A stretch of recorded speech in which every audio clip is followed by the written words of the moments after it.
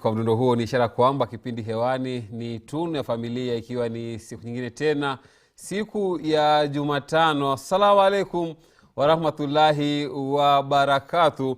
Nakaribisha kwa moyo mkunjufu ndani ya kipindi hichi uweze kuandamana nami hadi pale ambapo nitakuwa natia kikomo. Na hivi leo katika gumzo letu hapa ndani ya Tunu ya Familia tutakuwa tunazungumzia masala ya elimu, hasa elimu ya dini. Na tunajua kwamba na hili janga la COVID-19 mambo mengi yaliweza kusimamishwa, na tukaweza kushuhudia mambo mengi sana yakiweza kufanyika kupitia mitandao ya kijamii. Zungumzia masomo, zungumzia labda mikutano mbalimbali. Jamaa wanaamua kwamba kutokana hili janga, manaka hatufai kukutana pamoja, kuweza kutangamana pamoja kutokana na hivi virusi vya COVID-19. Watu wengi wakaamua kwamba acha waweze kutumia mitandao kama njia mojawapo ya kuweza kuwasiliana na kuweza labda kujikinga na hili janga la COVID-19.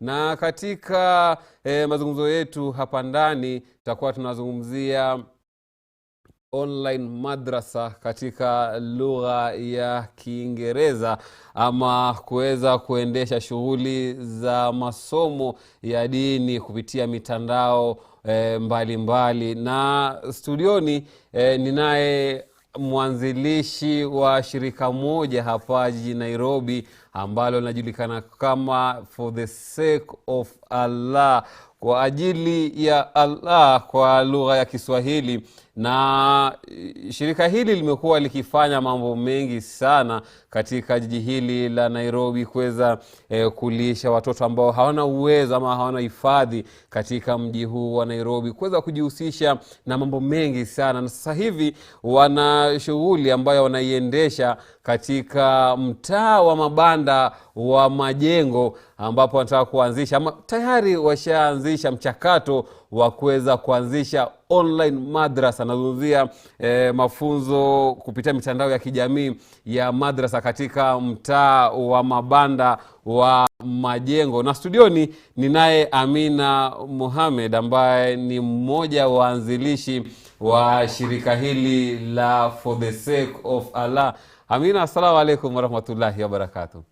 Salamu Obura. Karibu sana ndani ya Tunu ya Familia. Nakushukuru sana kwa jinsi kana kwamba upo nyumbani. Shukrani. Bila shaka introduction yangu nasema hivyo wazungu imeweza kuwa ndefu, manake nimeweza kueleza For the Sake of Allah kidogo tu. Manake ni shirika ambalo linapatikana hapa jijini Nairobi. Na Amina, wewe ni mmoja wa waanzilishi wa shirika hili. Labda tukianza tu, For the Sake of Allah, labda mnajihusisha na mambo yepi? Ni shirika ambalo labda la shughulika na mambo gani katika jamii? Mmeweza kufanya nini? Shukrani Obura. Shirika letu la For the Sake of Allah lilianza kama wazo ndogo sana. Tulikuwa tutafuta namna ni gani sisi tunaweza kutoa sadaka consistently pamoja. So hilo wazo tukajiuliza sisi wenyewe tutafanya vipi ili tukitoa sadaka. Naam. Na hivyo tukajiunga kama kikundi cha karibu watu 30. Mashallah. Wazo likaanza tu tukitoa labda tuseme shilingi 100 kila mwezi ama shilingi 50. Lakini tukaja tukatulia tukasema the best za kufanya ni kila mtu at least atoe shilingi 200 kila Sasa, mwezi kila ama mwezi tukiwa na project ama tukiwa na project sana sana ijakuwa ile kila mwezi, lakini tukiwa na initiative tunataka kufanya tunachanga at least the minimum amount iwe ni shilingi 200. Na polepole tukaanza hivyo, tukaonelea ni njia gani, ni what can we concentrate on sana sana. Tukaona tuangalie street kids. Na tukaanza kulisha hapa hivi at the Globe Roundabout. Tunakusanya pesa, tunaenda pale tunapikia watoto chakula, tunawapelekea. Likawa ni hivyo wazo tunaendelea, tukafanya for about 1.5 years. Naam. Yaani mnaandaa chakula, mnawapelekea watoto kule mitaani, hasa katika ule mzunguko wa globe. Tunaenda pale vile, tunapelekea chakula, tunapelekea maji, tunapelekea matunda. Yaani kulingana ule uwezo wa zile pesa ambazo tuko nazo. COVID ilivyokuja kidogo ikaturegesha nyuma. Maanake tuliambiwa hakuna ile kukutana pamoja, na feeding programs zile zetu kidogo zikarudi nyuma. But kama group tena tukaangalia tena ni vitu vipi tunaweza kufanya vile vile katika kutoa sadaka. Na tuna mipango mingine ambayo tungetaka kuifanya pia. Una mipango mingine ambayo ungependa kuifanya ama mnajiandaa, mnapanga kutekeleza? Na yapo mengi sana, na miongoni mwa mipango ambayo mnaandaa ama mnatekeleza ni kuweza kufungua online madrasa. Majengo. Nataka tunazungumzia kwa kina sana hilo swala, na mtakuwa mnafanya hivi kuweza kumkumbuka mzee wetu marhum Abdikadir Hawa, ambaye alikuwa ni mmoja wa wakurugenzi wakuu katika runinga hii HorizonTV na vile msikiti huu wa Jamia. Na mtakuwa unafanya hivyo kwa kumbukumbu zake, kutokana na juhudi ambazo amekuwa akitekeleza katika jamii wakati wa uhai wake, kuweza kuendeleza ile legacy yake. Lakini Amina, kabla hatujaja huko, nataka tuzungumzie labda kwa lugha kimombo wanasema some of the projects that you've been doing with the organization for the sake of Allah. Apart from history na street children, labda mambo yapi mengine mmeweza kufanya ama mmeweza kuweka ratiba kwamba mnatarajia kuyafanya? Yani yapo katika mikakati na mipango yenu ya shirika lenyu hili la for the sake of Allah passing street kids? Hii kulisha kwanza street kids ama kuangalia mahitaji yao ni swala kubwa. Ni swala nyeti, alafu pia ni swala ambalo tumeonelea kwa limetengwa sana. Maanake imechukulika kama ni kitu cha kawaida. Ukimwona mtoto pale vile barabarani haujali, yani hauhisi kitu, kimekuwa ni kitu ambacho tumeshazoea kuona. Na kwa kweli watu wengi kuambia kuwa labda waje wachangie kuhusiana na street children, mtu atakuuliza kazi ya serikali ni kazi gani? Serikali inafanya nini? Kwa hivyo ni swala ambalo lina uzito, kwa sababu hata sisi ati tuna zile pesa lina uzito. Matarajio yetu sisi kwa ujumla ni kuwa tungependa hawa watoto wawe na mahali, wapate ilmu, wapate matibabu. Maanake wengi pale, watoto wengi pale vile wana miaka 10, miaka 9, miaka 8. Ni watoto ni watoto wadogo kabisa.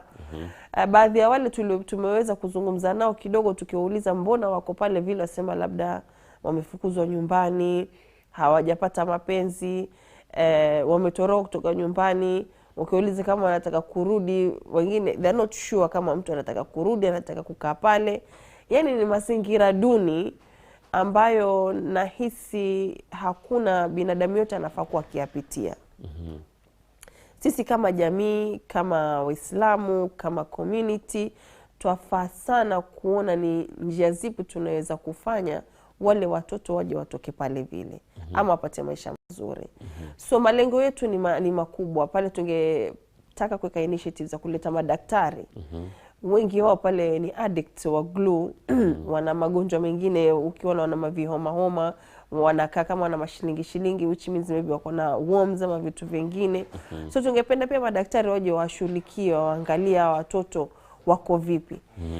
Lakini kikubwa zaidi ni watu kama psychologists, counselors, waje pale vile wazungumze na wao. Kwa sababu wengi tumeona ukitaka kuwauliza kutoka pale vile, hawakwambii kama, hawako sure kama aswa wanataka kutoka pale vile. Kwa sababu labda hata hawajui what is good for them. Washazoea yale maisha. Lakini hapo mambo mengi sana ambayo yanafaa kutekelezwa, hasa kwa watoto ambao wapo kule, hasa kwa streets. Manake hawana mahali pa kulala, yani hali ya afya ndo hivyo. Yani Mwenyezi Mungu tu ndo anawalinda, chakula inakuwa ni vigumu sana. Ni vigumu, manake hata sisi wenyewe hata tunavyokwenda pale vile mara moja kuwapatia chakula, husikii vizuri kwa sababu ndio umempa chakula hiyo siku. Kesho yake wewe wala mara 3 kwa siku. Tumbo linadai haki. Nadai haki, anadai mambo mengine, lakini wamfanyia wakati uko navyo. Wakati ule mwingine hatujui wala wapi, wala vipi, wala la nini. Hatujashughulikia masuala yake mengi ya nguo, hatujashughulikia masuala yake ya shelter, hatujashughulikia masuala yake ya elimu. Yani zile basic needs hata hatujashughulikia hata thuluthi, ama I don't know, like the smallest proportion hata hatujaigusia. So malengo ni makubwa, lakini tutasema ni ile nguvu haiko vile sana, but the willpower is there, ni kutaka kurekebisha na tuone at least hawa watoto wote hawako pale.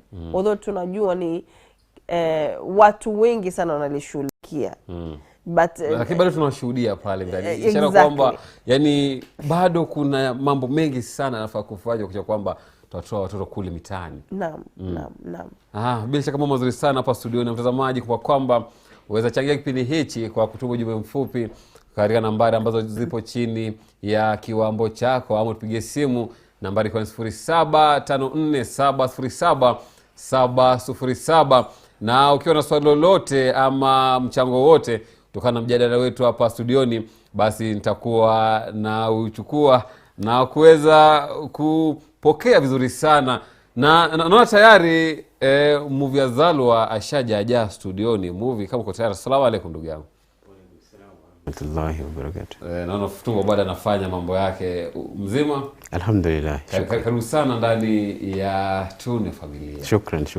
Na bila shaka Movie ni mmoja wa waasisi wa shirika la For the Sake of Allah. Na Movie, before uje tulikuwa tunazungumza na Amina kuhusiana na shirika lenyu na mambo ambayo mmekuwa mkiyafanya, na akaweza kutudokezea kidogo tu kwamba fikia sasa hivi kuna shughuli ambayo mtakuiendesha kule katika mtaa wa mabanda wa Majengo, lakini alikuwa anatueleza baadhi tu ya mambo ambayo mmeweza kufanya kufikia sasa hivi kuweza kuwalisha watoto kule mitaani. Si mara moja, si mara mbili, na ni kitu ambacho mmekuwa mkikifanya kila muda mkipata nafasi na uwezo, na vile vile kuweza kumkumbuka marhumu mzee wetu Abdikadir Hawa ambaye aliweza kutangulia mbele za haki. Na mtakuwa nafanya hivi kwa kuweza kuanzisha online madrasa kule katika mtaa wa mabanda wa Majengo. Na idea yote Movie intoka wapi ya kuweza kuanzisha online madrasa hasa katika mtaa wa Majengo? Mbona mkaamua kuchagua Majengo? Shukran. Maybe kukurekebisha, point of correction, sio online madrasa. But what we are trying to do is that kama e-learning. Yeah, it's sort of like e-learning, but we want to transform to digitize the madrasas, the institutions, yeah? Kwa sababu I think for the longest time madrasas, yani, when was the last time you saw computers in a madrasa, yeah? Like they have you ever seen nakumbuka nilikuwa high school kids wamekaa tu pale madrasa chini kwa mkeka with massive bus. Yeah, so computers are strange things, especially when it comes to the informal settlements areas, yeah? Computers are things that people only see on TV, yeah? You read about them, but you haven't as such interacted with them. So we want to introduce that, yeah, into our madrasas, not just the Majengo. We are using the Majengo as a pilot. Majengo will be like your pilot program. Yeah, exactly. Or project, okay. Yeah. So that is as you had asked earlier on, where did this concept come from? And before we settled for that idea, tulifanya utafiti kwanza kuangalia what could be the best way to give sadaka and to honor our mzee who was one of our group members actually in For the Sake of Allah. So na mambo na masomo alikuwa kipaumbele sana. Exactly. Kusaidia watu hasa katika mitaa ya mabanda, zungumzia Majengo, zungumzia Kibra, wapi. Exactly. Mstari wa mbele sana. Kabisa. Na so that's why tukafanya utafiti, tukaangalia what could be the best way, what could be the best form of sadaka. Yeah, ndio sadaka. We don't want to belittle any kind of sadaka. Unajua kuna mushaf, watu wamedonate mushafs kwa madrasa, wamedonate mikeka, wamedonate kama ni maperemende. But what could we do different? It's nothing new, but something that is unique. Ndio tukamua wacha to come up na that concept ya computers. One of our group members, after we had a meeting actually, ndio we settled for that, na tukafanyia utafiti na tukauliza kwenye hiyo madrasa ya majengo, what is it that they want? Other than us sisi kujiamulia tu tunataka kupeleka huko maybe vitu kama kalamu, and yet they have hawahitaji kalamu. So tukaambiwa ni kwamba what they really need is the computers. Hata kama ni moja, they really need the computers to motivate the student. And this is the information we got from the mwalimu wa madrasa mwenyewe. So ndo tukamua from there we tuanze the campaign. The campaign. So far campaign iko vipi Amina? Manake another project ambayo unafanya for the sake of Allah na mambo mazuri sana ambayo tuendeleza, na ujaribu kuangalia Amina maneno na e-learning, unapata kwamba mambo yanabadilika sana, na sasa hivi tunaelekea kwa digital world, na itakuwa ni vigumu sana upata kwamba katika karne hino ni vigumu sana labda mtu ajue kutumia kompyuta, uweze save vitu zako kwa mashine yako, unaona, na juhudi nzuri ambazo mmeanza kuzifanya katika mtaa wa majengo. Udhani kwamba kuna umuhimu sana wa kuweza kutransform kuja kwa digital learning and everything Amina? Unajua kuangalia kwamba katika mafunzo ya zamani mpaka kwamba niseme hayo mafunzo ya zamani before digital era, pata kwamba mambo yalikuwa mengi, unaona, vitabu, lakini pata kwamba unaweza poteza hichi kitabu chako, lakini once na mashine yangu hapa nimeweza kuhifadhi kitu hapa, Qur'an yangu iko hapa, masafu yangu iko hapa, nikikaa hapa labda jamaa za kuja apite nayo ama ipotee, anguke, raruki, ifanyike vile, lakini kiwapo iko very safe. You think that sasa inafaa to transform na to make sure kwamba transformation ni lazima na ni change ni lazima, ni kama vile serikali yenyewe imeona umuhimu wa kuweka tablets na computers in primary school. Hata ukiangalia masomo yale saa hizi hawa watoto wadogo mpaka grade 4 they've been introduced CBC. CBC. It has a lot of engagement ya mambo ya tablet na computer and e-learning. Yani watoto wadogo wanafundishwa umuhimu wa kufungua email address, wanafundishwa umuhimu wa kujua kuna vigeti katika kompyuta yao. Ni kitu muhimu. Na kama vile mwenzangu Moviazalo amesema hapa, nani ashaona kompyuta katika madrasa? Hatujaona. Haimaanishi kuwa maybe watu wale hawana kompyuta kwa nyumbani ama nini, lakini naona kama labda tumechukulia madrasa kama ni twende pale tu msikitini ama madrasa tusome alafu twende. But I think tukiweka kama yo digital learning, especially katika misikiti zetu ama katika madrasa yetu, wale watoto ambao hawapati opportunity nyumbani labda kuwa na kompyuta, atajua kuitumia.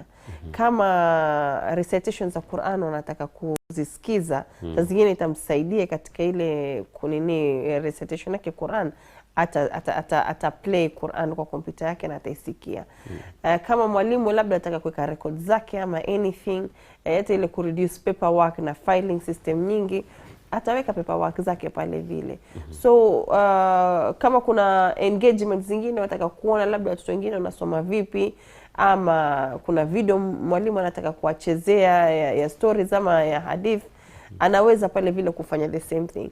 So naona ni kitu muhimu na ni kitu ambacho tungependelea watu wengi waje waungane na sisi ili tuweze kusaidia this particular madrasa kwa sahizi wawe na hizi computers ili watoto waweze kufaidika, na watoto sana sana watoto wetu wakuwe exposed at a very early stage pale madrasa, manake wana spend a lot of hours pale madrasa.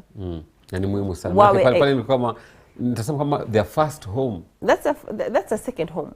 The second home kwa yes.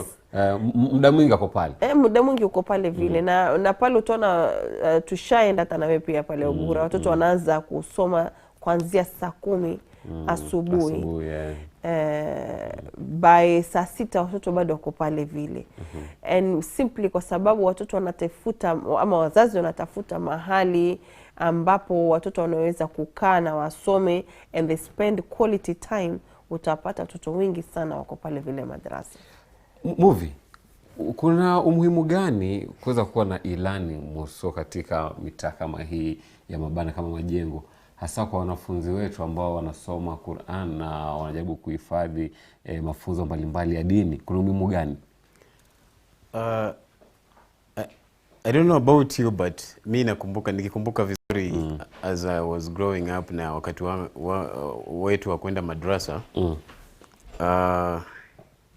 it was a very very bad experience for me actually. Yeah, and the importance of this thing actually, we need to give our children a reason to wake up in the morning and be eager to go to the madrasa. That personally I didn't have that, yeah, because madrasa yetu, it was very very, it was hostile, yeah. Ilikuwa ikifika Ijumaa, yani ukisikia Jumamosi ni kwenda madrasa, you are not yani interested, yani utamani hiyo Saturday ifike, afadhali ugonjeke.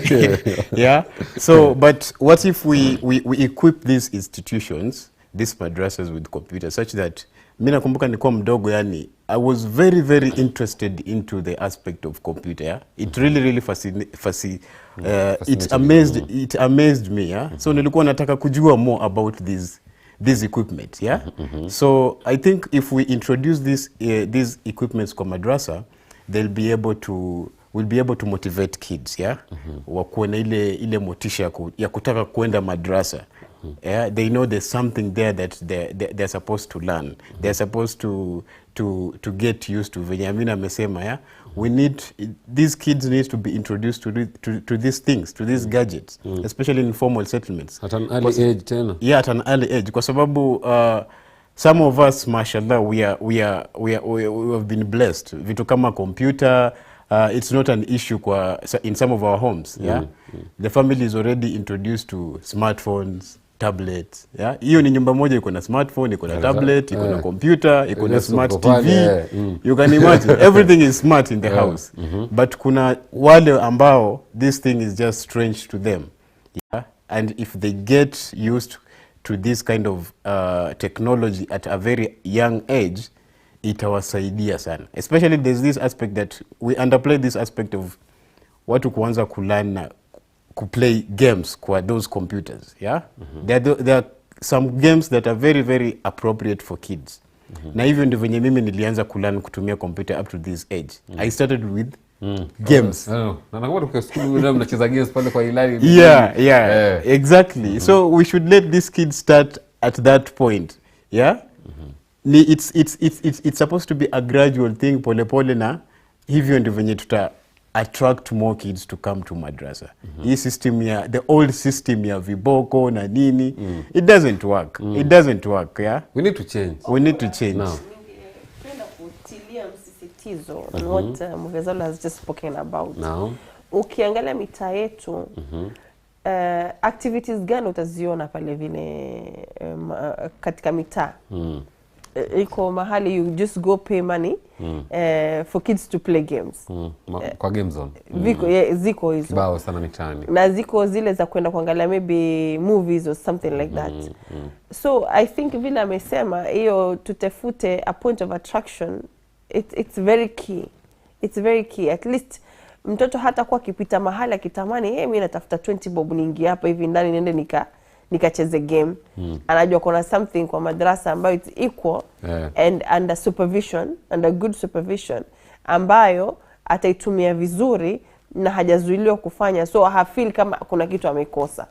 So at the same time una encourage, vile Mufezalo amesema, we are really encouraging and attracting watoto wa feel hapa mahali niko comfortable, I'm having the same thing that is outside there, so si lazima niende kule nje, na iko under proper supervision. So at least watoto wanaweza kuwa na ile hamu, mimi nitaka kwenda madrasa leo, Jumamosi leo imefika, nataka kwenda madrasa leo. Najua ikifika time fulani na mashine yangu pale nitakuwa, unlike maybe unataka kwenda madrasa, wengine wanakuambia mimi nataka kucheza game.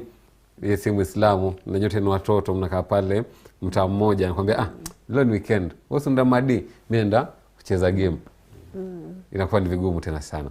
Amina, hadi kufikia sasa hivi mipango ziko vipi kule Majengo ili kuja kuhakikisha kwamba shughuli hino inaanza na inang'oa nanga? Hali iko vipi huko sasa hivi? Hali tutasema tumeanza tu sisi saa hizi. Sio mvezalo. Tuko katika uanzilishi wa kuchangisha na kujulisha watu kuhusu this initiative. Right? So that's where we are. Tushazungumza na wenye na the coordinators wa madrasa, ambaye pale vile kwetu ni Ustadh Ibrahim, tumeshazungumza naye na tuko katika hiyo kuanzilisha. So tungependa kuuliza watu. Ungependa kuuliza watu? Yes, we would like to ask people, yes, to help us and to complete this project. Yes.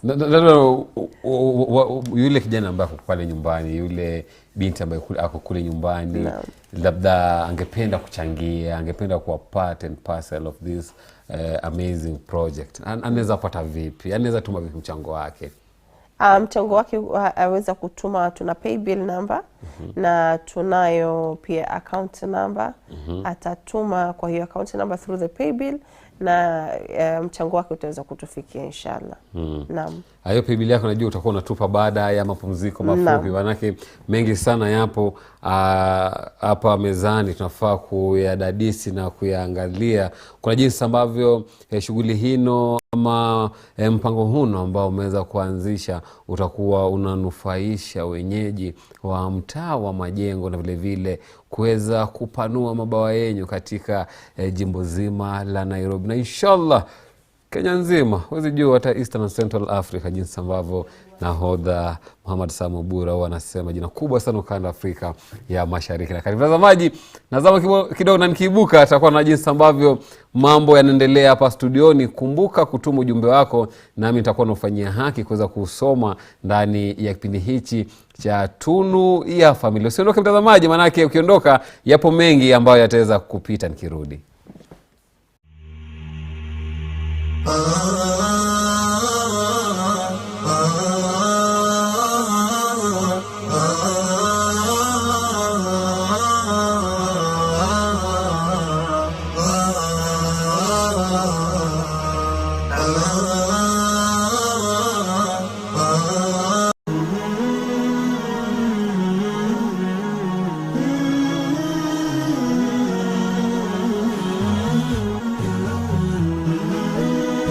Horizon TV, the beacon for the nation. Verse of the day.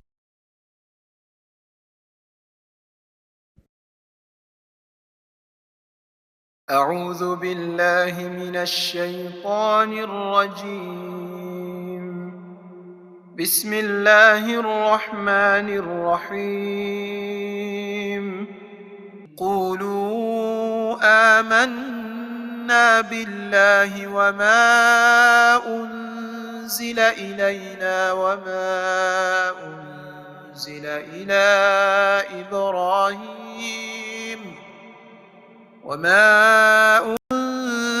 إلى إبراهيم وإسماعيل وإسحاق ويعقوب والأسباط وما أوتي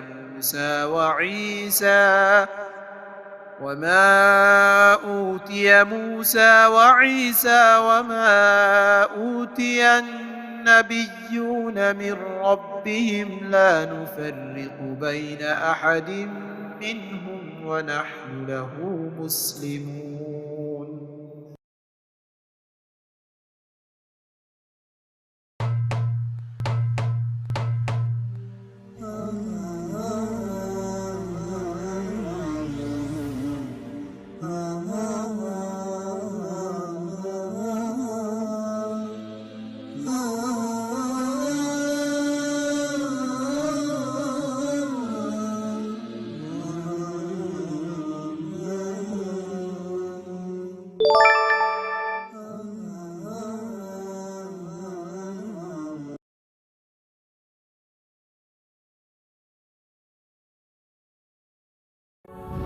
on the next episode.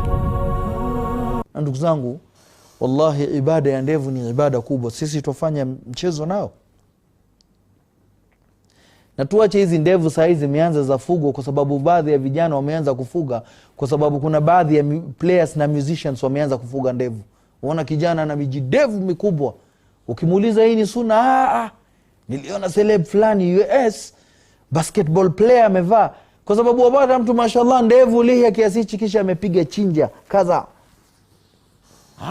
Haingii Sheikh.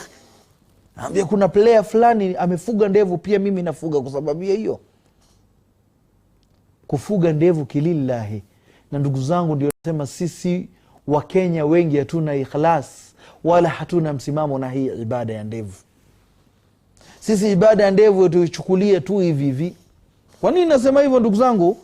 Sisi ndevu kwetu kufuga, tufugi fashion Sheikh. We don't put it to please anyone. Hii tufanya kwa sababu ni mwenendo wa Mtume sallallahu alaihi wasallam.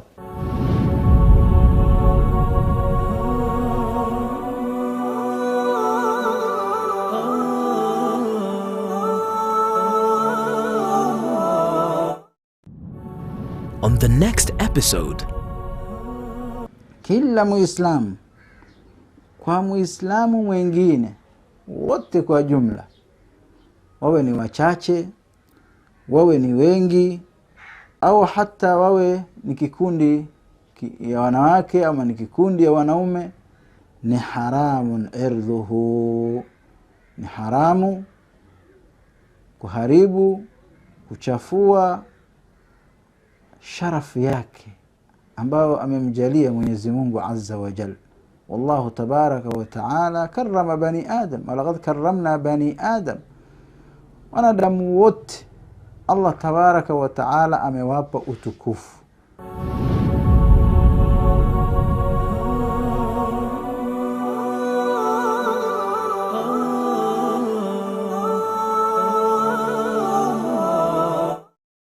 أعوذ بالله من الشيطان الرجيم. يا أيها الذين آمنوا إذا نودي للصلاة من يوم الجمعة فاسعوا إلى ذكر الله وذروا البيع ذلكم خير لكم إن كنتم تعلمون. Enyi mlioamini, munapoitwa kuhudhuria swala ya Ijumaa, fanyeni haraka kuikimbilia, muache biashara zenu, hilo ni bora ikiwa mwelewa. Isikilizeni kwa umakinifu khutba ya Ijumaa ili uzidi kujenga imani yako na kupata faida nyingi ya siku hii. Coming to you every Friday from Jamia Mosque, Nairobi. Live on HorizonTV.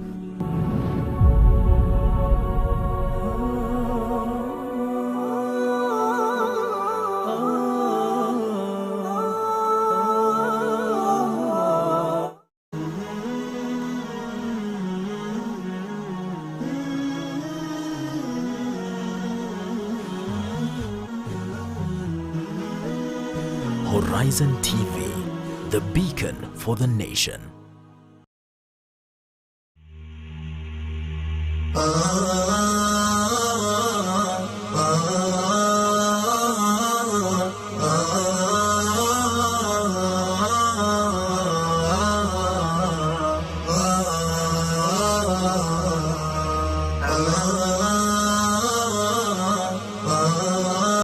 Abubakar kutoka Kilifi, Mansura Abubakar from Kilifi, anasema kwamba assalamu alaikum wa rahmatullahi wa barakatuh. Mashallah, the mother is very good.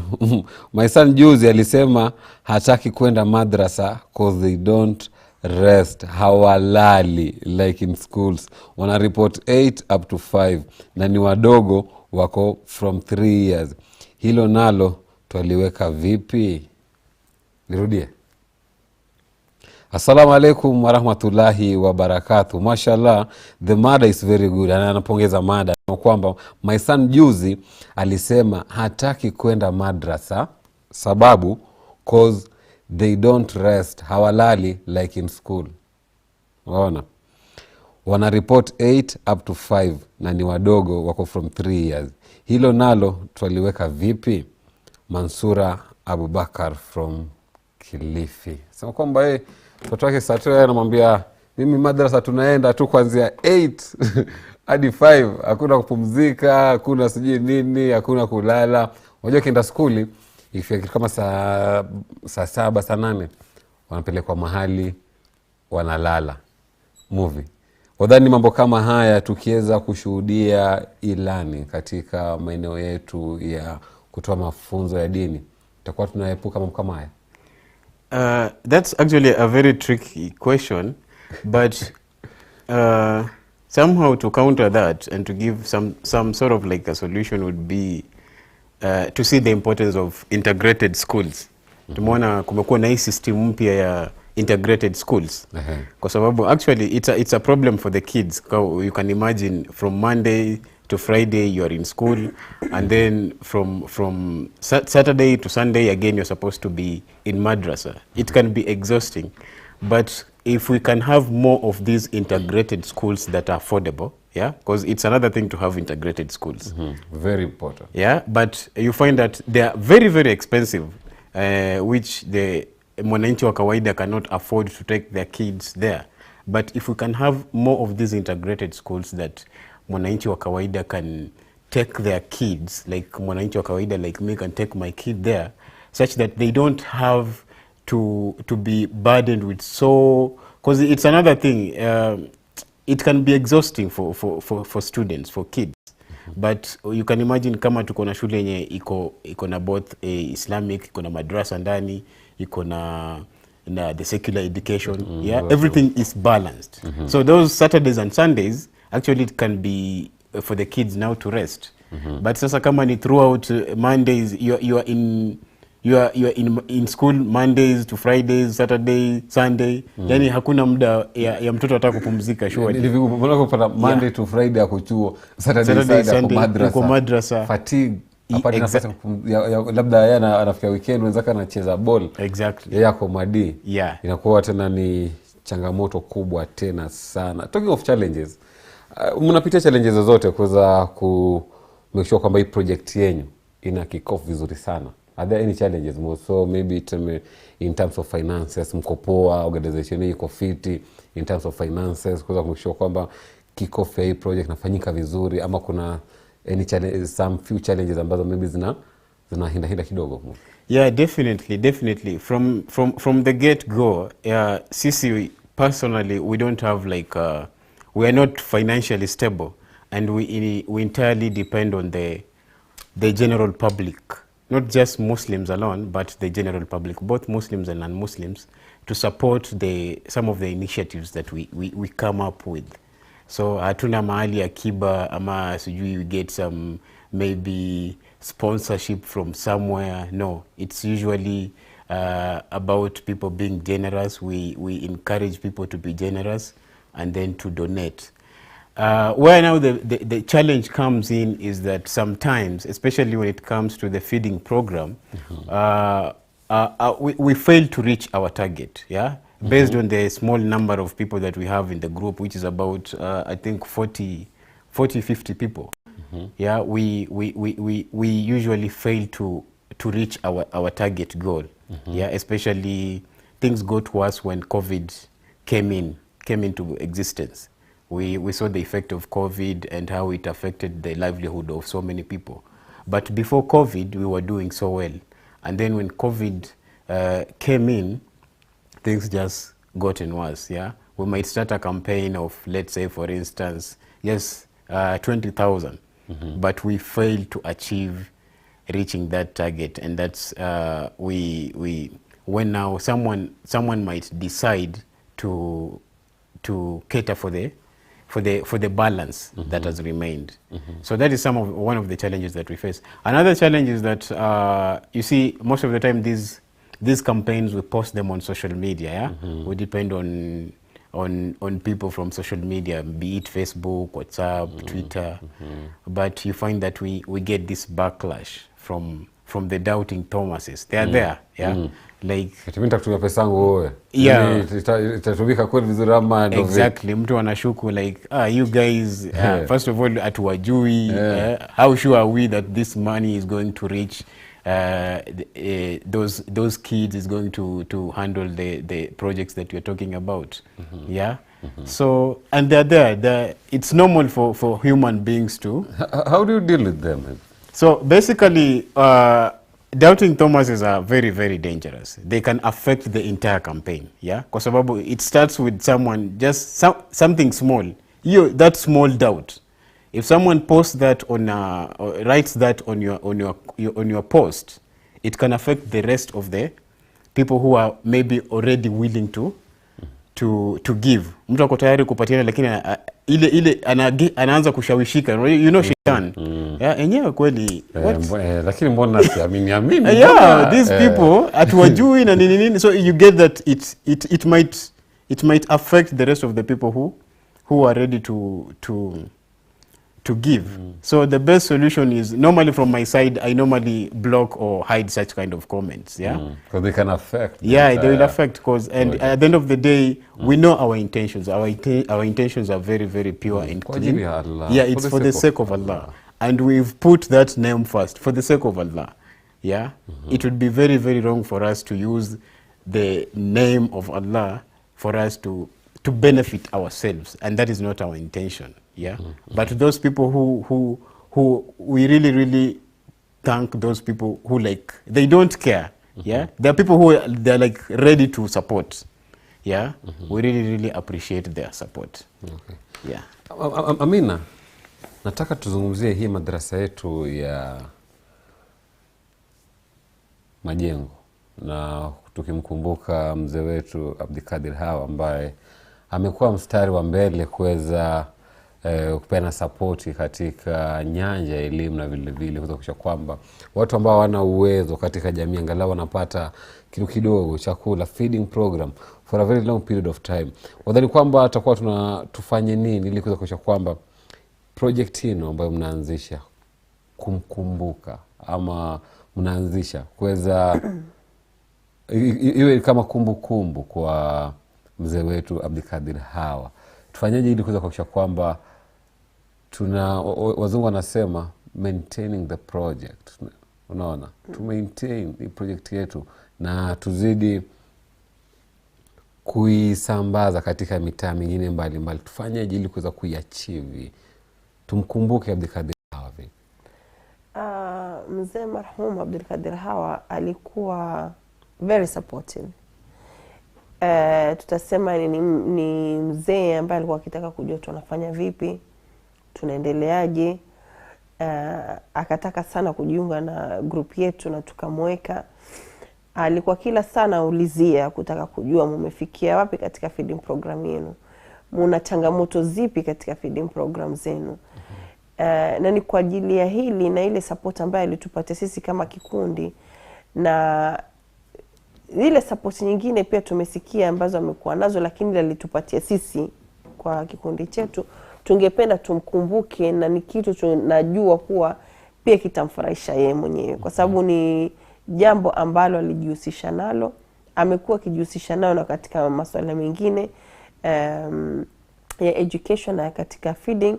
Ningesema tu ni ile sisi wenyewe katika juhudi zetu na katika bidii zetu na bidii za wale pia wangetaka kutunga sisi mkono, waje tuendeleze hii kazi ya kufanya sadaka kwa yule ambaye anatafuta namna ya kutoa sadaka zake. It's a good way of doing of supporting, and it's a good way pia kumkumbuka mtu ambaye alikuwa supportive katika masuala ya kusaidia watu wengine. Naam. Na jambo zuri sana, bila shaka natuwe kwamba mtaweza kuafikia ndoto zenyu na kuweza kutekeleza wajibu ambao mtaka kutekeleza sasa hivi. Na kuna hizi changamoto ambazo mnazipitia sana na movie ameweza kuziguzia Amina. Labda for the sake of Allah, mna mipango ipi? Labda mna mipango ya kuweza kuanzisha labda mambo yenyu kando ambayo itakuwa inazalisha angalau fedha ambazo zitakuwa zinawasaidia nyinyi kuweza kuendesha shughuli zenyu pasi tu, na labda sema kwamba mtakuwa mnategemea michango kutoka kwa wahisani? Kwa sasa kama vile mwenzangu alivyosema ni kuwa tunategemea kama nilivyokuambia, sisi lengo letu lilikuwa ni mahali pa kutoa sadaka zetu.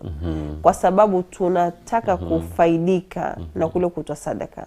Ama vile movie alivyoniambia jana, tunataka kufanya biashara na Allah. Hilo ndo kubwa kwetu saizi. Hatutasema lengo tuko nayo makubwa ya kuyafikia, lakini uwezo na mapato tutasema hiyo ndio changamoto kubwa. Hatutasema kwa tunaenda katika pace ile sisi tungetaka. Lakini ni jambo ambalo vile vile tutakavyoenda tunataka kulisukuma hivyo hivyo mpaka inshallah tuweze kutekeleza majukumu yale ambayo tumeyaweka. Lakini pakubwa sisi, like the main goal has been to reap the benefit of sadaka, ambao ningependa kuhimiza kila Muislamu, hata siokuwa Muislamu, kuwa sadaka kwetu ni kitu muhimu sana, ni kitu kina faida nyingi sana. Utaona hata makampuni makubwa kama kina Safari, kuna watu wakubwa matajiri, they put philanthropy kama as part of their business, as part of their system ya kazi. Kwa nini? Kwa sababu kila mtu anaona umuhimu mkubwa ule wa kutoa. Wakati Mwenyezi Mungu amekujalia ama kile kidogo amekupa ama kile kingi amekupa, umuhimu wa kutoa ni upi? Na Mwenyezi Mungu sifa za sadaka amezitoa ni zipi? Mmoja wapo amesema kuwa hii wafanya biashara na mimi, na sisi tunataka kuwa ni wafanya biashara na Allah Subhanahu wa Ta'ala. Naam. Bila shaka mazuri sana. Just to add on what Amina is saying, and this is something that even non-Muslims have realized the benefits of giving.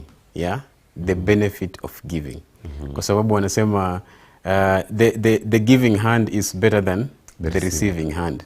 Other than that, there's a great neema in giving. Kwa sababu the more you give is the more you receive. You receive. Yeah, and we see this in our masjids, in komitaa zetu, especially I think nimeona vitu kama hii Mombasa. Kama on Fridays you'll find just there's someone outside the masjid giving people just cash. Yeah, 200, 500. Yeah, you have to ask yourself why that person is doing it. And he's doing that every Friday. Yeah, na kuna ule ambaye ameamua kufeed the less fortunate in Mombasa. There's a guy in Mombasa. He's very low profile person. Yeah, but he keeps on feeding people, thousands and thousands of people I think it's every end month. Yeah. So if you get to know that the importance of giving, you won't hesitate to give. No utailaka. The more I give, the more I receive. Yeah. Alafu Obura ningependa kusema kitu kimoja kuwa a lot of the times we think when you have a lot is when you're supposed to be giving.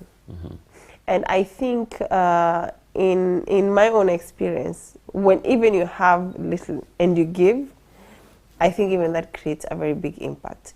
And this giving doesn't have to be big. Usitoe shilingi 500 wakati uko na shilingi 600 ama 1000. Toa shilingi 50, toa shilingi 100.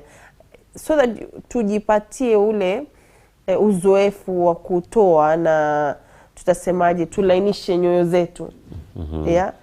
Na kuna mtu mmoja aliniambia sisi Waislamu we are good at giving, otherwise ungeona beggars hapa nje misikiti zetu. Wanajua kwamba hapa naam, kuna mtu anaweza pata usaidizi hapa. Wanajua Waislamu wanajua Uislamu unatoa kutoa. Nikienda pale Friday sitojikosea kitu changu kidogo. Whether ni kitu kizuri wale wamesimama pale nje kupewa ama hawajasimama, hiyo tutaiwacha pale pale, lakini utatekeleza jukumu lako la kutoa. Na bila shaka ni mambo mazuri sana, na kuna paybill number ambayo mko nayo for the sake of Allah Amina. Labda kama ipo manake naona muda umeenda kweli kweli. Hebu tutajie. Na mimi nakitafuta hiyo paybill number movie. Madrassa ya shanza, si ndio? E-learning mshaleta machine pale kama kadhaa hivi. Sasa kwa mfano hata mshaanza na master kama moja pale.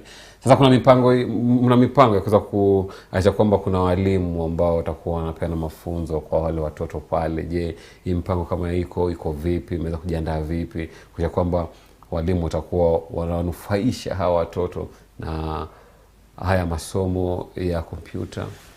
Yeah, basically that is our intention.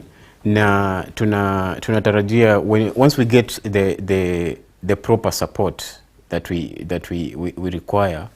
We understand sometimes it can be a challenge for some of the madrasa teachers wenye wako tayari kwenye hizo madrasa. Yeah, pia wao it could be that they haven't they don't know how to maybe operate the equipments. So we intend to have a program whereby we give them some sort of training and walk them through the entire process of how the whole system works, such that unajua hao ndio the custodians now. Yeah, so once they get the proper education, now they are the ones to run the computers and teach the children and exactly how to use those computers. But we can only do that once we have enough support from the general public. Like we've said, we are only the stage. We are only getting started. Nothing has kicked off yet. Yeah, we're still looking for funds, people to support us. And right now our target is 100,000 shillings, which we intend at least to get 2 computers. Yeah, and this is not just we need, it's a complete computer system. Computer, the speaker, the desk, you get, such that when it comes to let's say for instance the students listening to Quran, there's a speaker also there for them to be able to listen to the Quran, to watch some of the lectures, Islamic lectures in madrasas. So we really need people support. And at the moment we are so far away from getting to the target that we've put. How can people support you? Yeah, like Amina had said. Amina, do you have the pay bill number? Yes, our pay bill number is 985050, which is for the bank. And the account... Faster sana. Niko faster sana. Turudie, tuende taratibu. 9850. Ngoja, 9850. 985050. Yes, and the account is 027 00 027 yeah 00 94 001. 02700. No, 027 Oh, 027 00 94 94 00 1. Yeah. Oh. Social media handles?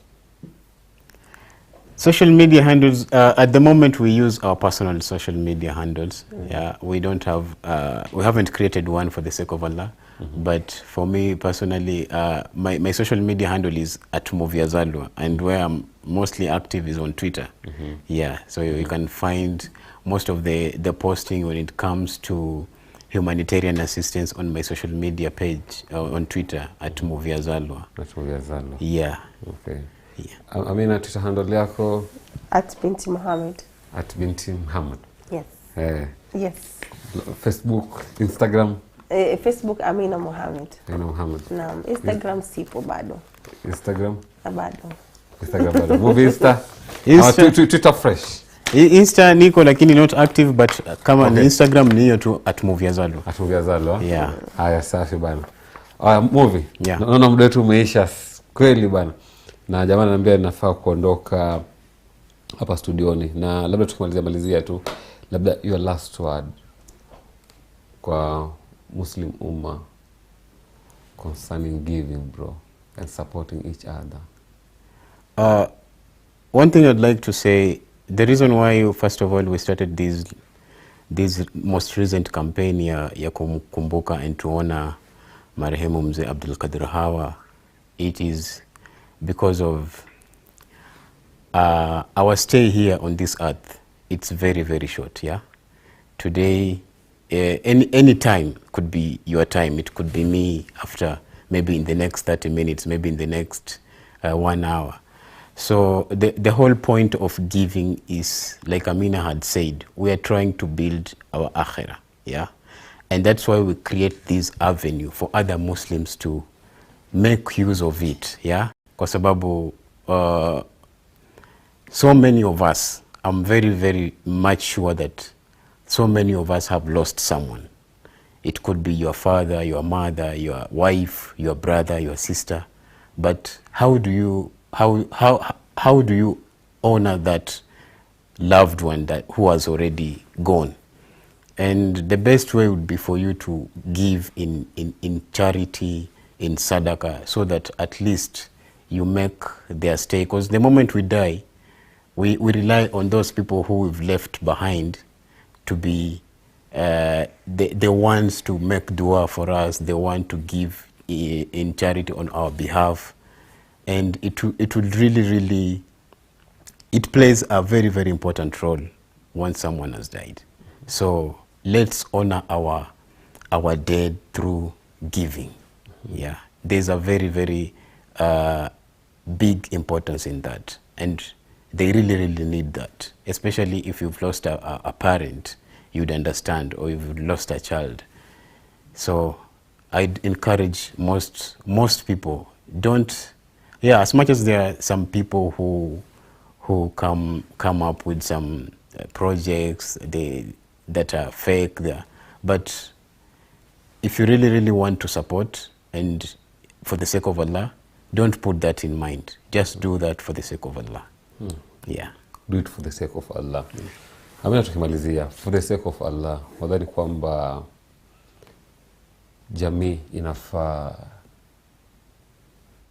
itekeleze majukumu yao vipi kupitia mashirika kama haya ya for the sake of Allah? Maana tunajua kwamba mambo kama zaka na sadaka ambayo nafaa tunatoa, na kuna mashirika ambayo labda wao yana support mambo kama haya, unaona, na pia kiuduchu tu ama kiufupi tu maazimio ya baadaye ya for the sake of Allah. Sina mengi ya kuongeza zaidi vile Mugazalo amesema saizi in his parting shot. Ni kuwa sote tuna majukumu. Sote, kila mtu ana majukumu yake, so long as tuko hapa pamoja. Na kama vile amesema, hakuna kitu kizuri zaidi ya kuwakumbuka waliotuacha kwetu sisi, ila katika kuwafanyia mambo ambayo tunajua yanazawadisha wao kule waliko saizi. Maana tunatarajia kuwa wako mahali pazuri. Na kwa kila mtu aliye Muislamu, majukumu yetu ni yale. Utatoa nini? Utatoa saa ngapi? Utatoa wakati gani? Na kama pia hata wewe utawacha kitu ambacho kitakuwa ni zawadi yako kule utakakokwenda. This sadaqah tujari, we take it to be a very light thing, but it's actually, even planting something like just a tree that has fruits, even if it doesn't have fruits, mimi nende pale nikechine huo mti nipate kivuli chake, wewe uliopanda huo mti na umewacha umetuondokea katika dunia leo, unapata zawadi yako kule uliko. Unapata, you get your rewards from Allah. So let's not belittle or think that kuna mtu ambaye anafaa kutoa hii sadaka na mimi sifai. Na kwa kweli saa zingine uweza kuwa watafuta mahali pa kutoa sadaka yako unakosa. It's sometimes a possibility. Maana kauliza huu nitampa nani, hata saa zingine wakati wa Eid ile tutoa fitri zetu, at times wapitia zile changamoto, hii fitri yangu nitatoa wapi? So make use of hizi organizations, watu wale ambao wamejiunga pamoja and created a channel for you to be able to contribute, and we leave it at that Allah is helping these people. These people have done it with the best of intentions.